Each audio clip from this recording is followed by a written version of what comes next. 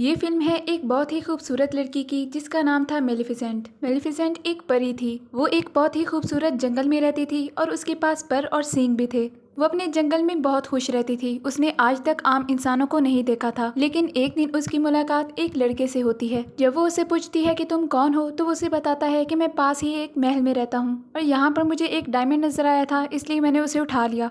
इसलिए वो गुस्से में आके उससे डायमंड ले लेती है और उसके बाद वो उसे महल तक छोड़ने के लिए जाती है। वो लड़का उससे कहता है कि क्या तुम मुझसे दोस्ती करोगी और क्या मैं तुमसे दोबारा मिलने के लिए जंगल में आ सकता हूँ। मेलिफिसेंट उसे कहती है कि जैसा तुम चाहो। उसके बाद जब वो दोनों हाथ मिलाते हैं तो मेलिफिसेंट को एक झटका लगता है। ऐसा इसलिए हुआ था क्योंकि लड़के ने लोहे की अंगूठी पहनी हुई थी। मेलिफिसेंट उसे बताती है कि हम परियां लोहे की चीजों से दूर रहती हैं। ये बात सुनकर वो लड़का अपनी रिंग उतार के फेंक देता है, जिससे मेलिफिसेंट बहुत इंप्रेस होती है। अगले दिन ये लड़का फिर उससे मिलता है और इन दोनों के बीच काफी अच्छी बॉन्डिंग हो जाती है। इन दोनों को इस बात का बिल्कुल अंदाजा नहीं था कि जिस महल से ये लड़का ताल्लुक रखता है वो महल मेलिफिसेंट की जंगल पर कब्जा करना चाहता है। इसी तरह हंसते खेलते इनकी दोस्ती को काफी साल गुजर जाते हैं और मेलिफिसेंट और वो लड़का दोनों बड़े हो चुके थे और मेलिफिसेंट को उस लड़के से बेहद मोहब्बत हो चुकी थी। वो हर वक्त सिर्फ उसी के बारे में सोचती रहती थी। एक दिन वो बादशाह को जंगल की तरफ आते हुए देखती है, जो कि जंगल पर कब्जा करने के लिए आ रहा था, लेकिन मेलिफिसेंट उनके सामने दीवार बन के खड़ी हो जाती है। ये देखकर बादशाह को बहुत गुस्सा आता है और वो अपने सिपाहियों से उस पर हमला करने का कहता है,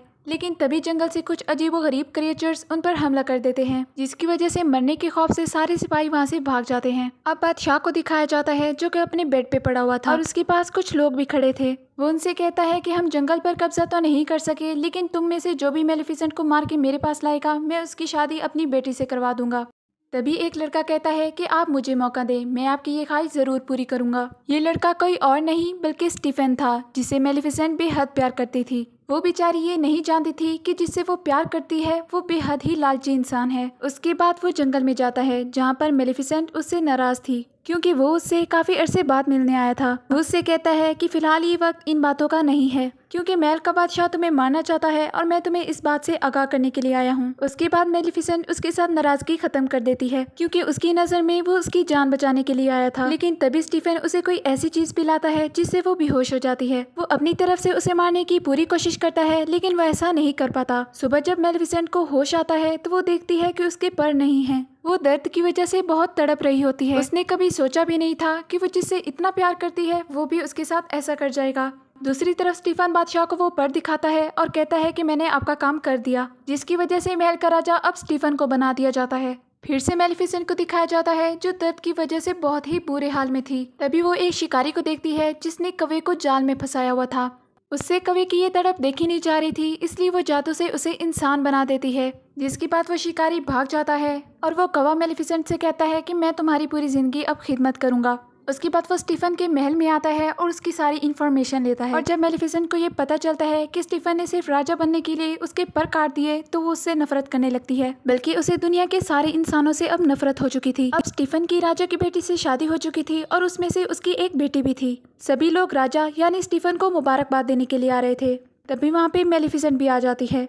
वो उस बच्ची से कहती है कि जब तुम 16 साल की होगी तो तुम्हारे हाथ में एक सुई चुभेगी और तुम्हारी मौत हो जाएगी। स्टीफन उसे कहता है कि प्लीज ऐसा मत करो, मेरा बदला मेरी बेटी से मत लो। लेकिन मेलिफिसेंट अब ये बद्दुआ दे चुकी थी और वो उससे पीछे हटने वाली तो बिल्कुल नहीं थी। लेकिन वो कहती है कि अगर तुम्हारी बेटी को 16 बर्थडे पे उसका सच्चा प्यार मिल गया तो उसकी बद्दुआ खत्म हो जाएगी, और अगर ऐसा नहीं हुआ तो उसकी मौत तो तय है। उसके बाद स्टीफन 3 परियों को अपनी बेटी दे देता है और कहता है कि जब तक ये 16 साल की नहीं होती इसे यहाँ पर मत लाना। उसके बाद वो परियां अरोरा यानी स्टीफन की बेटी को वहाँ से दूर लेकर चली जाती हैं। मेलिफिसेंट जानती थी कि वो कहाँ पे है, इसलिए वो उसे जाके डराने लगती है, लेकिन अरोरा डरने की बजाय हंसने लगती है, जिसकी वजह से मेलिफिसेंट का दिल पिघल जाता है। वो तीनों परियां अरोरा का ख्याल बिल्कुल ठीक से नहीं रख पाती थी। उनको कोई काम भी ढंग से नहीं आता था, बल्कि एक बार मेलिफिसेंट ने तो उसे पहाड़ से गिरने से भी बचाया था। यानी अगर अरोरा जिंदा थी तो सिर्फ मेलिफिसेंट की वजह से। अब वो 15 साल की हो चुकी थी और जिस जगह पर वो थी उसके चारों तरफ बड़ी बड़ी लकड़ियां थी। जब वो ऊंची सी आवाज लगाती है कि यहाँ पर कोई मौजूद है, तो मेलिफिसेंट उसके सामने आ जाती है। तो अरोरा उसे देख के काफी खुश होती है। वो उसे देख के कहती है कि आप मुझे बहुत पसंद हैं, क्योंकि बचपन से मेरे साथ जितने भी हादसे हुए आपने ही मुझे बचाया। ये बात सुनकर मेलिफिसेंट का दिल अब नर्म पड़ जाता है। मेलिफिसेंट को उससे काफी प्यार हो चुका था। वो उसे अब माओ की तरह जाने लगी थी और वो उसे बददुआ देकर भी बहुत पछता रही थी। जब अरोरा सो रही थी तो मेलिफिसेंट अपनी बददुआ वापस लेने की कोशिश करती है, लेकिन वो ऐसा नहीं कर पाती क्योंकि बददुआ दिए हुए काफी साल गुजर गए थे। अब अगले दिन अरोरा और मेलिफिसेंट बातें कर रहे होते हैं तो अरोरा उससे उसके परों के बारे में पूछती है। उससे पूछती है कि बाकी सारी परियों के पर होते हैं तो आपके क्यों नहीं हैं। तो मेलिफिसेंट उसे बताती है कि मेरे भी पर हुआ करते थे, लेकिन एक धोखेबाज इंसान ने मुझे धोखा दिया और मुझसे मेरे खूबसूरत पर छीन लिए। अरोरा उसे कहती है कि आप खुद को अकेला ना समझें, कल मेरी बर्थडे है और उसके बाद मैं आपके पास पक्का पक्का रहने आ जाऊंगी। उसकी ये प्यारी बात सुनकर मेलिफिसेंट को बहुत दुख होता है, क्योंकि कल उसकी बर्थडे के बाद वो इस दुनिया से जाने वाली थी। मेलिफिसेंट से मिलकर जब वो अपने घर जा रही होती है तो उसे एक लड़का मिलता है और पहले ही नजर में वो दोनों एक दूसरे की तरफ खींचे चले जाते हैं। उसके बाद वो जब घर जाती है तो परियों को मेलिफिसेंट के बारे में बताती है। वो परियों को बताती है कि मेलिफिसेंट मुझे बहुत अच्छी लगती हैं और मैं बर्थडे के बाद उन्हीं के पास रहूंगी। ये बात सुनते ही परियों उसे सारी बात बता देती हैं। वो उसे बताती है कि मेलिफिसेंट कोई और नहीं बल्कि वही है जिसने तुम्हें बचपन में बद्दुआ दी थी। अरोरा ये बात सुनकर बहुत हैरान होती है। वो फौरन मेलिफिसेंट के पास जाती है और उससे पूछती है कि क्या आपने वाकई ऐसा किया था, जिस पर मेलिफिसेंट हाँ में जवाब देती है। वो उसे कहती है कि मैंने तुम्हें जिस धोखेबाज इंसान के बारे में बताया था वो तुम्हारा बाप ही था। उससे बदला लेने के लिए मैंने तुम्हें बददुआ दी, लेकिन अब मैं बिल्कुल नहीं चाहती कि तुम मर जाओ। उसके बाद अरोरा अपने महल की तरफ जाने लगती है। वहाँ जाके वो अपने बाप के गले लग जाती है, लेकिन स्टीफन को परियों पे काफी गुस्सा आता है, क्योंकि उसने उन्हें कहा था कि मेरी बेटी को बर्थडे के बाद ही लाया जाए। उसके बाद वो अपने सिपाहियों को कह के उसे एक जगह पर बंद करवा देता है, लेकिन तभी अरोरा वहाँ से एक ऐसे कमरे में पहुंच जाती है जहाँ पे बहुत ज्यादा सुइयां थी और वो उन सुइयों में से एक सुई को टच कर लेती है। इसके बाद वो बेहोश हो जाती है। मेलिफिसेंट को भी अरोरा के बारे में पता चल चुका था, इसलिए वो उस लड़के से मिलती है जो कि उसे जंगल में मिला था। परियां स्टीफन से कहती हैं कि आप एक बार अपनी बेटी के माथे को चूमें, क्या पता मेलिफिसेंट ने जिस प्यार के बारे में कहा था वो आपका ही प्यार हो। लेकिन स्टीफन कहता है ऐसा नहीं हो सकता, क्योंकि अगर मुझे सच्चा प्यार करने का ढंग होता तो मैं मेलिफिसेंट को कभी धोखा ना देता। उसके बाद जब वो लड़का उसके पास आता है तो भी वो आंखें नहीं खोलती और मेलिफिसेंट को ये देखकर बहुत दुख होता है, क्योंकि अब उसे पता चल चुका था कि लड़का भी उससे सच्चा प्यार नहीं करता था। यानी अरोरा को बचाने का उसका ये तरीका भी फ्लॉप हो चुका था। वो उसे खो के काफी दुखी थी और उसके चले जाने के गम में वो उसके माथे को चूमती है। लेकिन तभी जब वो वहाँ से जाने लगती है तो अरोरा अपनी आंखें खोल लेती है।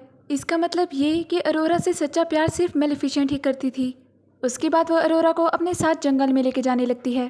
तभी स्टीफन मेलिफिसेंट के ऊपर लोहे का जाल फेंकवा देता है, क्योंकि उसे याद था कि मेलिफिसेंट को लोहे से करंट लगा था।